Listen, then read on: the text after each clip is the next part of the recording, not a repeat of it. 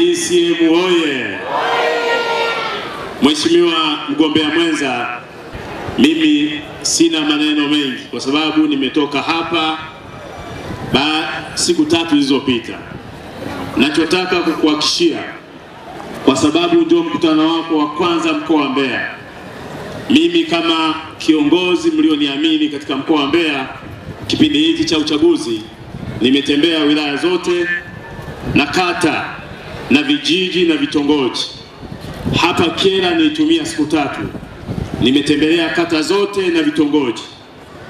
Jambo moja ambalo wamenihakikishia, kwa miaka 4 aliyoifanya Dr. Samia Suluhu Hassan katika mkoa wa Mbeya na hapa wilaya ya Kyela, kwenye ngazi ya vitongoji, ngazi ya vijiji, ngazi ya kata na ngazi ya wilaya, Mheshimiwa mgombea mwenza, hakuna mashaka wala shida yoyote katika kupata kula wilaya ya Kyela. Kwa tushangilie kama tuko pamoja. Hebu tuone kama mnaniunga mkono.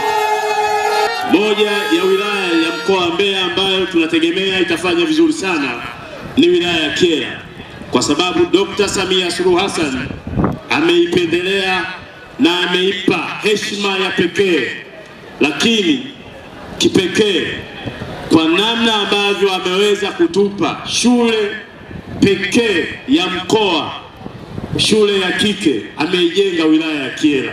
Shule ya watoto wa kike ya mkoa wa Mbeya ipo wilaya ya Kyela. Makofi kwa Dr. Samia. Mama Samia oye! Naongopa.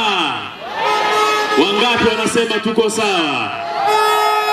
Hapa ndio kitovu cha kula za Dr. Samia, kwa sababu amewapa heshima kubwa sana wilaya ya Kyela.